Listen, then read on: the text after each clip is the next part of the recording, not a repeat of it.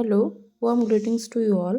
Hope you all are doing well and prepare yourself for the upcoming examination. So, without further ado, let's get started with the topic nociception. So, here you can see that etymologically, nociception that comes from the Latin word nocere, that means to harm or to injure, and the reception that comes from the word receptio or recipier, that means to receive. So to receive the harmful signal, that is the nociception. Okay, so let's know that what is the main difference between the pain and nociception. First, we need to know about the nociception, that it is a physiological process and occurs at the receptor level and can occur without pain. Okay, the nerve fibers, those are transmitting the signal to the brain through this physiological process. But what is pain? Pain is highly individual and subjective experience. Okay, that is differ from one person to another. Same pinch doesn't feel same for everyone. Okay, so it is a very complex constellation of unpleasant sensory, emotional, cognitive experiences, and it provoked by the real perceived tissue damage and manifested by autonomic, psychological, and behavioral reaction. So, what it actually means, that it can be autonomic, means one mosquito bite you, then you are feeling pain swelling over there. Okay, so and you got to know that it is a mosquito bite, that is the perception that is made by your brain. Okay, next come to the psychologically, means if you are going through any trauma and all, and you someone just make you remember about your past, and that also feel you some pain.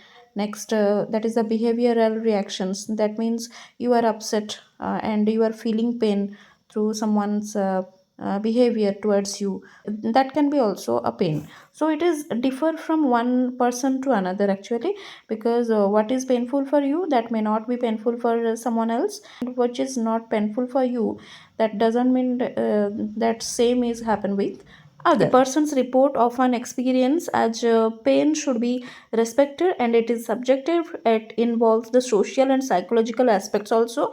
So combinedly, it can be called as biopsychosocial. Okay. Next, nociception is objective detection of the noxious stimuli. Okay, which is very damaging to your body. How do you feel? That is because of the nociceptors. Okay, so you are feeling pain because of the nociceptors, and the whole physiological process is called nociception. Is that clear? Now come to know that what is nociceptors or nociceptors. Those are the pain sensing nerve endings. Those are the sensors of the pain pathway. A periphery localized neuron preferentially sensitive to a noxious stimulus. Whenever any noxious stimulus you are perceiving or receiving, then you at that particular time you are just sensing it. Okay, next, like thermal, mechanical and chemical, means if you are touching an ice, okay, it feels cold. What if you are touching that particular ice for 5 minutes, or let's say 2 minutes, then you will feel pain. Okay, so there the thermoreceptors are working, that's why you are feeling that whether it is cold or hot or anything. Okay, but when it is painful for you, there the nociceptors are working. Okay, like mechanical, if you are handshaking with someone, but your hand get pressed very harder, then it is painful. Likewise, if you are sensing tingling effect, okay, it is quite funny for you first moment, but whether it is continuously done to you, then it will be painful for you. So these are electrically silent and transmit all or non-action potentials when it stimulated. Okay, um, nociceptors are working at that time when it is get stimulated, means you are in pain. Just to recall that we have studied types of receptor. There we have studied what, that is mechanical receptor, thermal receptor, chemical receptors. Okay, where the chemical signal is transmitted, thermal signals are transmitted, mechanical signals are transmitted. But here the types of nociceptors are the mechanical nociceptors, means where the pressure is painful, the pinprick is painful for you, pinch is painful for you, then there the nociceptors are working. Okay, likewise, some other examples are pinch, any cut. Okay, high threshold mechanoreceptors are working there. Toe stubbing means you are working and your toe and the small finger stubbing in any chair and in any corner. How painful it is. Next, any stretching. Okay, there the mechanical nociceptors are working. In thermal nociceptors, likewise, we have discussed earlier, that is cold and heat. If you are just holding the hot pot for 2 minutes, then you will feel pain. Okay, and if you are touching or holding the ice cubes for a long time, then you will feel the pain in at extreme level. Next one is the bradykinin, prostaglandin, acid, capsaicin. Okay, the chemical releases from the chili peppers, that is the capsaicin, by which you are sensing the pain, and it is because it is through the chemical nociceptors. The last one is the polymodal nociceptors, that is more than one stimulus response, means all three at once, means any skin prick or accidentally your hand get burned. So in that particular time you are sensing the mechanical receptors, thermal receptors, and chemical receptors also. There you can experience all of these three nociceptors, that is the polymodal nociceptors. Next part is the nerve fibers. Which fibers are working in this mechanism? Let's see. That is the A delta and C fiber. I have already taught you about this nerve fiber in my last video. If you have not watched those videos till now, then please go through the description. Link is below. Okay. Next, A delta. That is what? That is a lightly myelinated nerve fiber, and C is the unmyelinated nerve fiber. How they are working? They are transmitting the first pain, and C is transmitting the second pain. A delta is for well localized, fast conducting, and sharp pain. Means you just get hit now, get the sensation at that particular moment. But C is, that is the slow conducting, carry dull, throbbing, diffuse kind of pain. Now look at the mechanism. These are the steps. First one is the transduction, next transmission, perception, and modulation. So what is transduction? That is the conversion of noxious stimulus into the electrical impulse. If you are getting any stimulus, then it is just transmitted through the electrical impulse. Okay. Next, transmission is what? That impulse through the spinal cord reaches to the brain. Next, in perception, the conscious awareness in the cerebral cortex, that is in the brain. Brain decide that what is it. Okay. Next is the modulation, that is the alteration of the pain by descending pathway and endorphins. That means if you are getting stimulation, your brain is perspecting that what the pain is. Lastly, by the descending pathway, the modulation is happened, the endorphins are released, and the pain is get normal. The first three steps, those are in the ascending pathway, but the modulation is the descending pathway. Means how we have read about the positive feedback and the negative feedback. Likewise, the ascending pathway, that is afferent, and the descending pain pathway, that is the efferent pathway. Now look at this flow chart of nociception. First one is the noxious stimuli. When the stimulus is very acute and damage to the tissue, then the nociceptor acts. Through the action potential, it is get transmitted to the spinal cord, and then integration is happened in the brain, that is ascend to the brain, and the perception is made, and your brain becomes aware of the pain, and your reflexes are working. Here also you can see the steps of the mechanism. When the nociceptor endings detect the noxious stimulus, that is the transduction. Through the transmission, the primary afferent fibers, that is the A delta and C, they are just relaying that information to the spinal cord and sent to the brain, where the integration and interpretation is made. And after that, the modulation happened. That green part if you can see, then the green part, that is in the descending way, means that is transforming the signal from the brain to the spinal. In this picture, the same things are drawn, but I like to focus you all on the thalamus, somatosensory cortex, and the limbic system. What are these?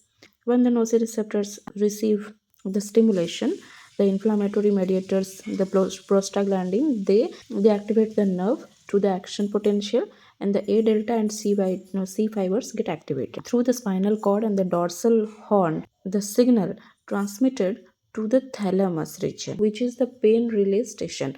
After that, the somatosensory cortex that process the pain. Due to the limbic system, the emotional response will happen. After the awareness of pain, the withdrawal reflex is working. Look at the diagram here. The red line is for the A delta, that is for the fast and sharp pain. The blue line is for the C fiber, that is for the slow and dull pain, and both are in the ascending pain pathway.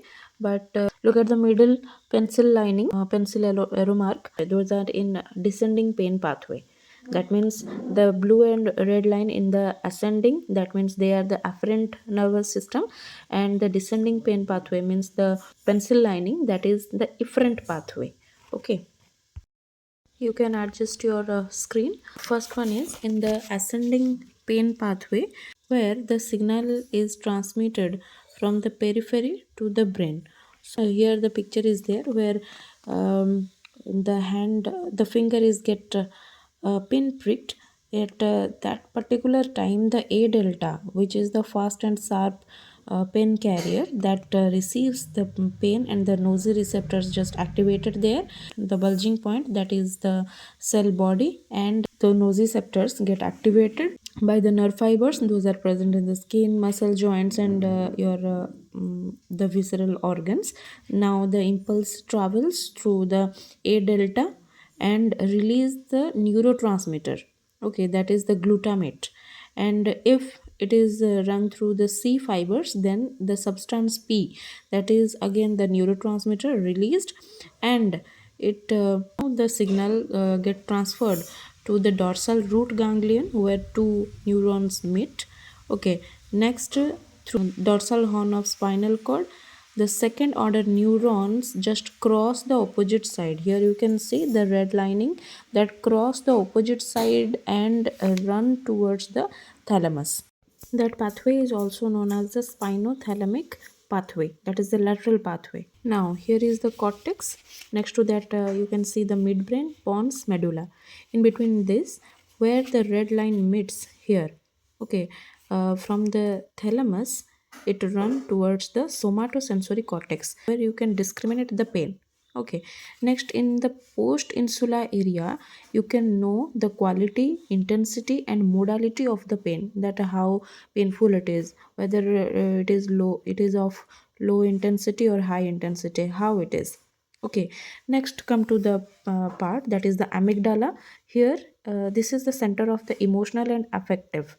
Below the thalamus, that is there is the hypothalamus. This is responsible for the fight, flight, and sweating in your body, the increase in the heart rate, changes in blood pressure, and breathing changes. This for these activities, this hypothalamus is responsible. Now look at the C fiber. Okay, here again, the so if you have any tingling effect or any feather touches your fingertip, then the C fiber is working there. Okay, then the C fiber also, through the dorsal horn, it reaches towards the reticular formatin, and again it also goes to the thalamus and then to the somatosensory cortex. So both the nerve fibers are meeting the somatosensory cortex, and there the pain are discriminated. Okay, the pain perception, the localization, intensity, and the quality just occur there. After the perception, now it's time for the inhibition of that pain. Okay, and that is known as the PAG-RAFI system. So what is PAG? That is the periaqueductal gray. Here is the PAG that is in the midbrain area, and this is the efferent pathway. Now the efferent pathway will work, that is in the descending pain pathway, that the signal run from the brain towards the spinal cord. So at first the cerebral cortex get activated, and the pag in the midbrain that stimulate the raphe nuclei that is present in the medulla. Okay, after that the descending fibers, those release the serotonin or noradrenaline. As a result, the interneurons in the dorsal horn get activated and release endorphins. Okay, and release the endorphins and kephalins. Those are the neurotransmitters, and those are responsible for the pain inhibition at the spinal level, and this is called the analgesia. So at one part, at the afferent part, the pain is transmitting. At another part, the pain is get inhibited. So this is all about the mechanism of the nociception, how the pain occurs, how the pain get moderate, and how the pain get inhibited. So if you will not understand, if it is needed, then first just draw the diagram, then only you can know the whole scenario well. So this much is for today. Hope you all understand this part. Let me know all your queries in my comment section, and if you like this video, do like, share and subscribe to this channel. Thank you.